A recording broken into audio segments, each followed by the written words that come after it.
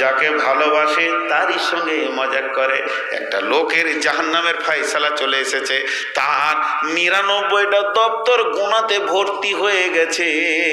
সে কপালে মারছে, মাথায় মারছে, বুকে মারছে, কিয়ামতের মাঠে সে মাটি মারছে আর বলছে হালাক হয়ে গেলাম, মরে গেলাম, চলে গেলাম, আর আমার জীবনের কোনো মূল্য নাই। আল্লাহ ডাকবে আয় আয়। ওই আল্লাহর কাছে কি বলবো, আল্লাহ শেষ শেষ, আর কোনো লাভ নাই। আল্লাহ বলবে চুপ করে, তো পাঁইতারা করিস না। বলে না না, আমার ৯৯টা গোনা। বলে আল্লাহ বলবে বান্দা, কোন ফেরেশতা তোমার গোনা নেকি ওজন করেছে, তাকে ডেকে নিয়ে এসো। বলবে আর ডেকে লাভ নাই, আমি নিশ্চয়ই নিশ্চিত সে বেঈমানি করে নাই, অন্যায় করে নাই, যা করেছে হক করেছে। আমি নিজের চোখে আমার গোনাগুলোকে দেখতে পেয়েছি, অতএব আমি জাহান্নাম চলে যাবো। আল্লাহ আমি শেষ হয়ে গেলাম। আল্লাহ বলবে বলছি তাকে ডেকে নিয়ে আই। এবার সেই ফেরেশতাকে ডাকা আনা হবে, যে বলা হবে রে দাড়ি পাল্লাটা আর একবার তুই রেডি কর। রেডি হয়ে গেল। ৯৯টা দপ্তরকে যখন চাপিয়ে দেওয়া হবে একটা পাল্লাতে, আমার আল্লাহ তার পবিত্র হাত দুটি এমনি করে একবার পেছন দিকে নিয়ে যাবেন, আবার সামনের দিকে নিয়ে আসবেন, আর আমার আল্লাহর হাতে একটা ছোট্ট কাগজের চিরকুট থাকবে, ওটাকে ডান দিকের পাল্লাতে উপর করে চাপিয়ে দেবে। ৯৯টা দপ্তর ওপর দিকে উঠে যাবে। বান্দা তখন হাসবে, নিশ্চয়ই আমার জান্নাতের ফায়সালা এসে গেছে। বান্দা যখন হাসবে, হাসতে হাসতে বলবে রব্বি রব্বি কাইফা যা, এটা কেমন করে হলো, এটা কি করে হলো হে আমার রব, এটা কি করে হলো। তখন আমার আল্লাহ বলবে একবার চিরকুটটা পড়ে দেখ কি লেখা আছে। ওটা পড়ে দেখবে তো লেখা আছে শাহাদু আল্লাহ ইলাহা ইল্লাল্লাহু ওয়া শাহাদু আন্না মুহাম্মাদান আবদুহু ওয়া রাসূলুহু। আমার আল্লাহ বলবে গোলাম রে, তোর গুনহার দপ্তর তো দূরের কথা, এখন ৭ তবক আসমান জমিন যদি ওই পাল্লাই চাপিয়ে দিস, আমার আর আমার মাহবুবের নাম উপরের দিকে তুলতে পারবে না। আল্লাহ তাকেও জান্নাতে দেবেন। দেখেন আল্লাহ দুজনকে ডাকবে, আল্লাহ কেমন ঠাট্টা করবে দেখেন। আব্দুর রহমান, আব্দুর রহিম, এসো তোমাদের বিচার হবে। এরা দুজন আল্লাহর কাছে আসবার বলতে বলতে আসবে, রে এবার বিচার শুরু হবে রে, কি জিজ্ঞেস করবে রে, যাই চ দেখি কি হয়। যেই আল্লাহর কাছে পৌঁছাবে, আল্লাহ বলবে তোরা দুজনে জাহান্নাম যা। লে বিচার জিজ্ঞেস করলে না নামাজ পড়েছো কিনা, আর কারো মাল মেরেছো কিনা, সোজা করে বলে দিন আল্লাহ তোরা দুজন জাহান্নাম যা। এবার আব্দুর রহিম মারলো দৌড় জাহান্নামের দিকে, সোজা টান মারছে, একটু ঢিলা দিচ্ছে না। আর আব্দুর রহমান এক পা যেছে, একবার আল্লাহকে দেখছে, আবার এক পা যেছে, একবার আল্লাহকে দেখছে, এই করছে। আল্লাহ বলছে জিবরাইল দুইজনকে ধরে নিয়ে আয়। আবার ধরে নিয়ে আসা হলো। আব্দুর রহমান রে, তোকে আমি কি বলেছি? বলে জাহান্নাম যেতে বলেছেন। বলে তবে কেন তুই যেছিস না? আল্লাহ আপনি কোরআনে বলেছেন লা তাকনাতু মির রাহমাতিল্লাহি, আমার রহমত থেকে নিজেকে তুমি হতাশাই করিও না, খবরদার আমি বড় মেহেরবান, তোকে মাফ করতে পারি। তা আমার ওই আয়াতটা মনে পড়ছিল, আর বারবার আপনার দিকে তাকাচ্ছিলাম, কখন আমাকে ডেকে নেবেন আর মাফ করে দেবেন, এর জন্য আমি বারবার দেখছিলাম। আল্লাহ বলছে তোর তো ফায়সালা দিয়ে দিলাম জাহান্নাম যাওয়ার জন্যে, এরপরেও কি তোর আশা ছিল? বলে হ্যাঁ এরপরেও আমার আশা ছিল, আপনি আমাকে মাফ করবেন। বলে তুই দাঁড়া। আব্দুর রহিম রে কোন দিকে দৌড়ছিল? বলে জাহান্নামের দিকে দৌড়ছিলাম। বলে জাহান্নাম কি ভালো জায়গা? বলে না খারাপ জায়গা। জাহান্নামে কি আছে? বলে আগুন আছে। জাহান্নামে কি আছে? বলে কঠিন কঠিন শাস্তি আছে। তবে কেন তুই জাহান্নামের দিকে দৌড়ছিলি? তখন আব্দুর রহিম বলবে ঠিক জায়গাগুলোতে এরা ডিস্টার্ব করে, যখন কেটে কথা বলবো তখন উঠবে না।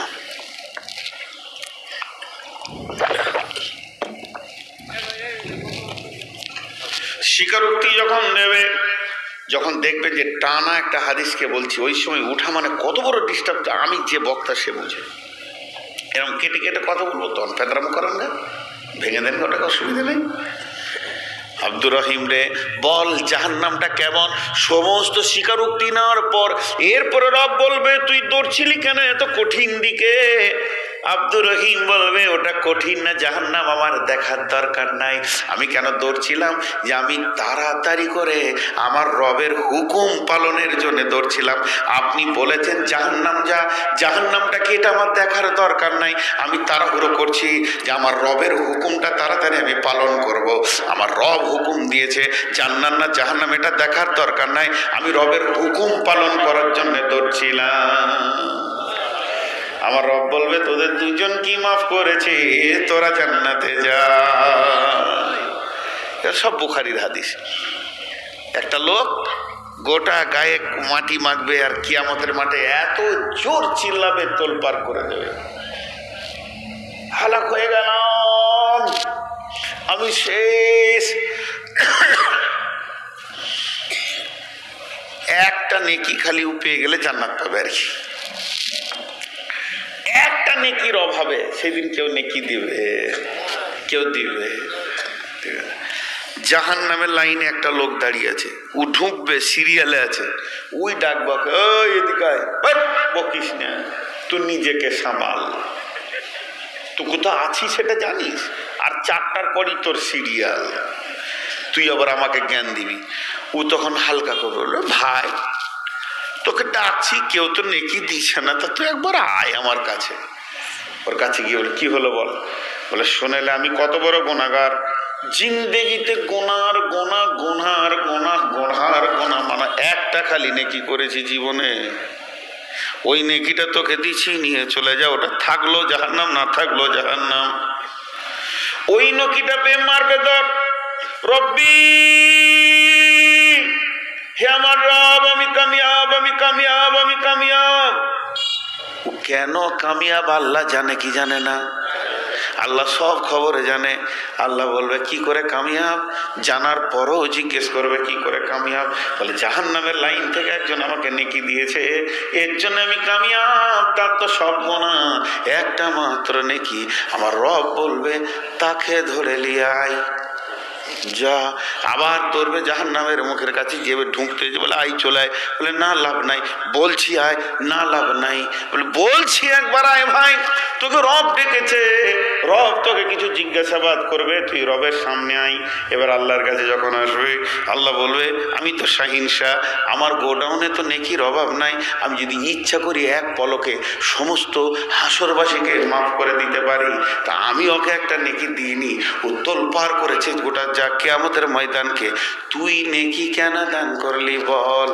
ই তখন বলবে রব্বে জীবনে একটা নেকি ছাড়া কিছুই জানি না, হে আমার রব, আমি দেখলাম ওটা থাকলো জাহান্নাম না থাকলো জাহান্নাম, তাই আমার একটা ভাই যদি জান্নাতি যায় আমি দিয়ে দিলাম।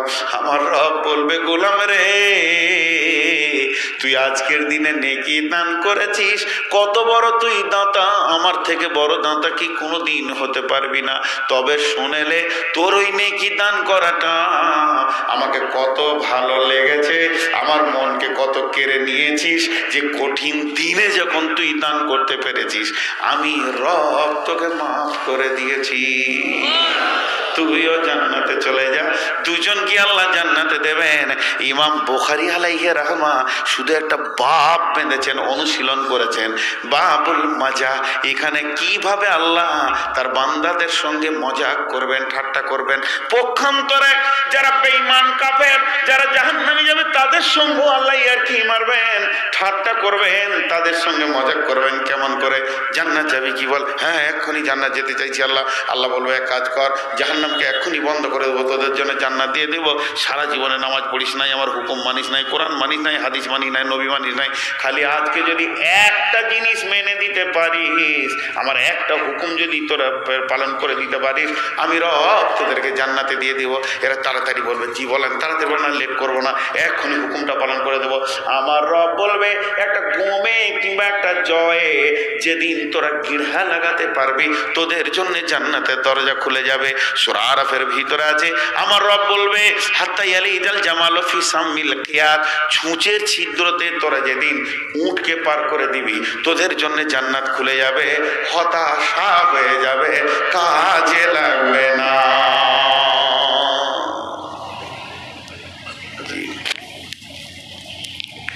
জান্নাতের ব্যাপারে, জাহান্নামের ব্যাপারে কোরআনে কি বলেছে? অসিকাল্লাযিনা কাফারু ইলা জাহান্নামে জমারা।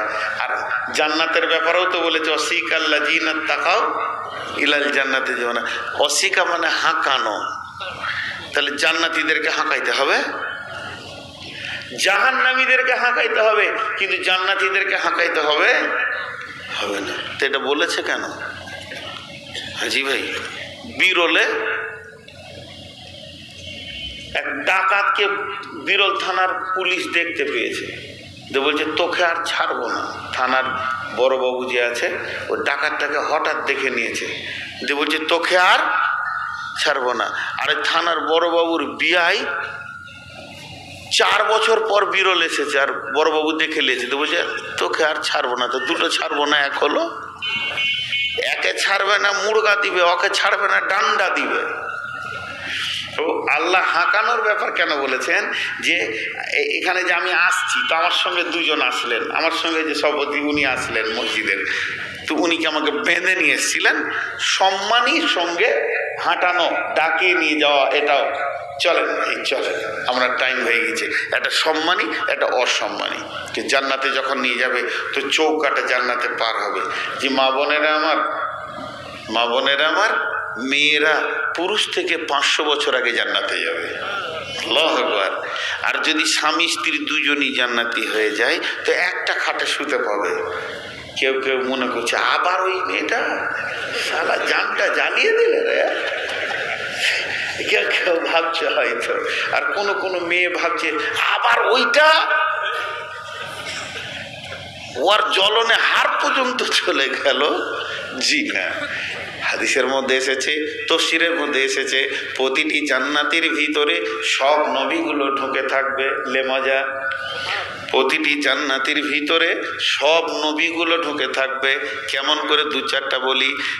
প্রতিটি জান্নাতির হাইট হবে হজরতে আদম আলাইহিস সালামের মতো, আর আদমের মতো তার বডিটা হবে, বাহ্যিক চেহারাটা হবে হজরতে ইউসুফ আলাইহিস সালামের মতো, দিলটা হবে হজরতে আইয়ুব আলাইহিস সালামের মতো, চরিত্র হবে নবী মুহাম্মদুর রাসূলুল্লাহ সাল্লাল্লাহু আলাইহি সাল্লামের মতো।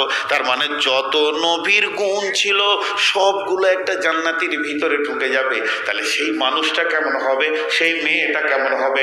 অতএব জান্নাতের ভিতরে কোনো ঝগড়া ঝামেলা, মিথ্যা কথা, অতিরিক্ত কথা থাকবে না। কিলান সালামান সালামা সালামান সালামা। জি, এর নাম হচ্ছে জান্নাত। তো জান্নাতে যখন যাবে চৌকাটা পার হয়ে আল্লাহ তাবারক ওয়া তাআলা জান্নাতীদেরকে জিজ্ঞেস করবে, হে আমার মেহমান, তোমাদের কোনো কষ্ট অসুবিধা হচ্ছে? কেমন আছো আমার জান্নাতে? জান্নাতীরা বলবে রব্বি, যাকে এতদিন দেখলাম না তার প্রেমে পাগল হয়ে গভীর রাতে উঠে মসজিদে সাজদা করেছি।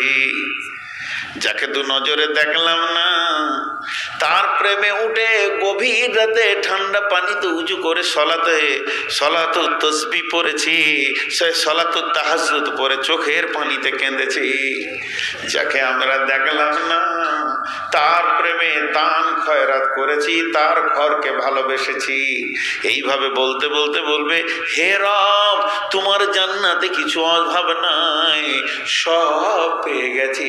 শুধু একটা জিনিস যতদিন না পাবো ততদিনই হৃদয় ভরবে না, সেটা হলো আপনার মোলাকাতটা বাকি আছে। আমার আল্লাহ বলেন, বিশ্ব নবী বলছেন, আমার আল্লাহ সমস্ত পর্দাগুলোকে সরিয়ে দিয়ে 14 দিনের চাঁদের আলোর মতো জান্নাতীদের সামনে আসবেন। খালি হাতে নয়, ইসকানা মির রাহিকিম মাখতুম খিতামুহু মিসকুন ওয়া ফি যালিকা ফালিয়াতানাফাসিল মুতানাফিসুন। এই পানিটা কে দিয়েছে আমাকে? এই পানিটা কে দিয়েছে? আরে যা প্রশ্ন করছি, পানি পাল্টা বলছে। এই পানিটা কে দিয়েছে? কমিটি। কি করতে দিয়েছে? পান করতে।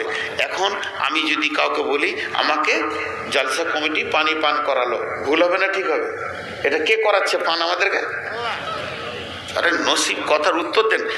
কমিটির লোক আমাকে ভাত খাওয়ালো কি না, পানি পান করালো, এটা একটা পান করানো, নামিয়ে দিয়েছে আপনি পান করেন।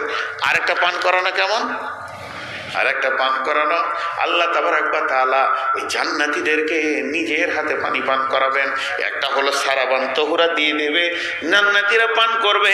ইসকাউনা মির রাহিকিম মাখতুম খিতামুহু মিসকুন ফি জান্নাতিন আলিয়া লা তাসমাউ ফিহা লাগিয়া ফিহা আইনুন জারিয়া ফিহা সুরুরুম মারফুয়া ওয়া আকওয়াবুম মাওদুয়া। সেখানে পান পাত্র থাকবে, তোমরা পান করবে। কিন্তু যারা আবার লেভেলের আল্লাহর প্রেমের আর জেগে জেগে কেঁদেছে, তাদেরকে আল্লাহ পানি এইভাবে নামিয়ে দেবেন না। আল্লাহ নিজের হাতে পিয়ালা আল্লাহর, সারাবান তহুরা আল্লাহর, হাত আল্লাহর, মেহনত আল্লাহর। বান্দাকে বলবে, বান্দা তুমি পান করো, নিজের হাতে আমি পান করাবো। সারাবান তহুরা পান করাবেন। এর নাম জান্নাত, এর নাম জান্নাত, কোনো টেনশন নাই। হ্যাঁ, বিভিন্ন জায়গায় আছে, এক জায়গায় নাই। আমি এক জায়গায় গুছিয়ে বলবো একটা কথা, এটা বিভিন্ন জায়গায় আছে, কিন্তু এক জায়গায় বলবো বলে ভাবেন না যে একটা হাদিস আছে। একটা সাহাবীর কথা বলবো, তার ইতিহাসে সেইটা পাওয়া যাবে। আল্লাহ নবী বলছেন, বেলাল রে, তুমি কি জানো আল্লাহ তোমার সঙ্গে কিয়ামতের মাঠে কি ব্যবহার করবে?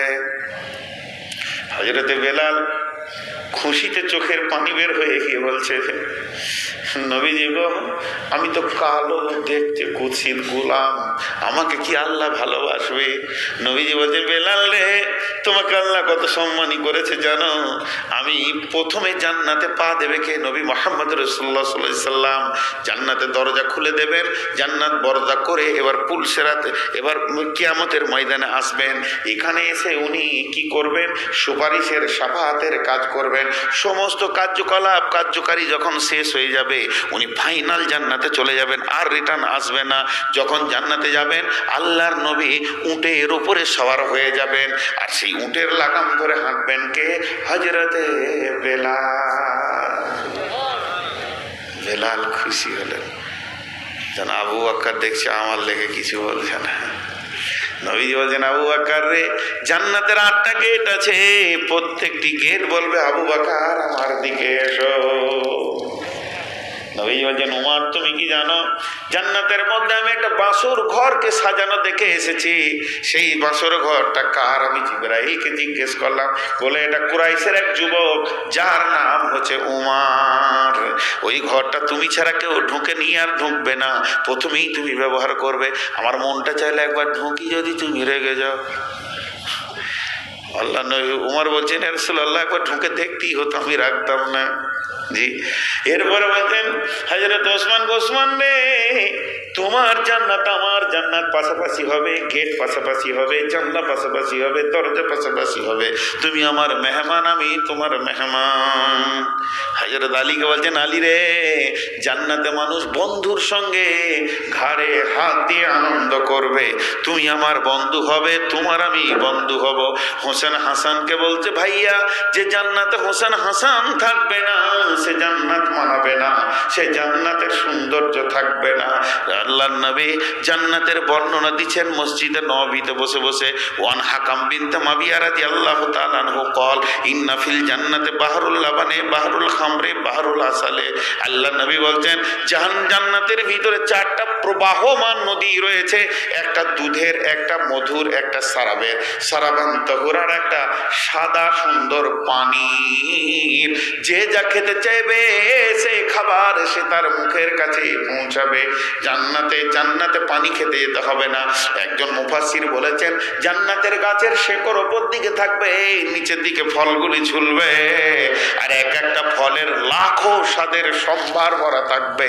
জান্নাতের এক একটা আঙ্গুর এক একটা বংশ খেয়ে শেষ করতে পারবে না, এত সুন্দর করে জান্নাত সাজানো রয়েছে। আপনার মন যা চাইবে তাই করবেন। জান্নাতে মা তাস্তাহি আনফুসুকুম ওয়া লাকুম মা ফিহা তাদউন। জান্নাতের বর্ণনা দিচ্ছে আল্লাহ রাসূল। জান্নাত তলা তলা হবে, যার যত কোরআন মুখস্থ আছে সে তত তলায় উপরে চলে যাবে, যার যত কোরআন কম আছে সে নিচে থাকবে। জান্নাতীদের বলবে কোরআন পড়তে থাকো, আগে হাঁটতে থাকো। এখন একটা লোক হঠাৎ করে প্রশ্ন করছে, সাআলা রাজুলুন আইয়ানা মাহালুল জান্নাহ ইয়া রাসূলুল্লাহ। কিছু লোক আছে দেখবেন জুমার খুতবা চলে আর ও ঘুমায়, আছে না নেই?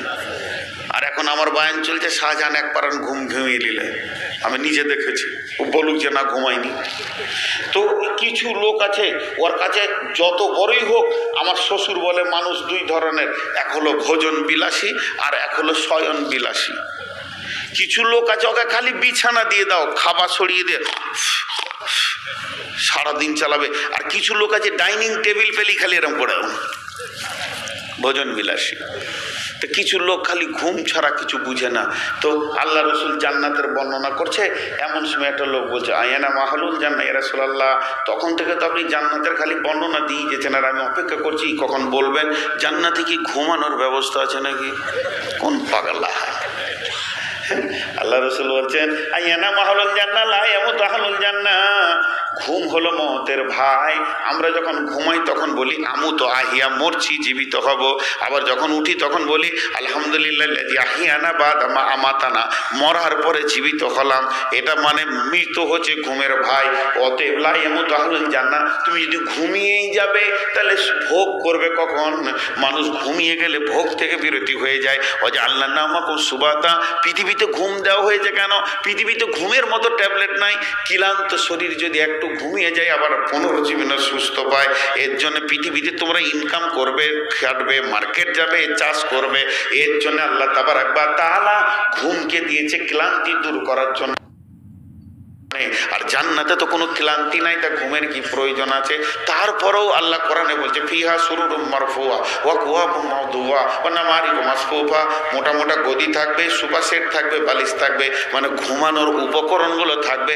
যার মন যাবে 200-400 বছর চালিয়ে যাবে।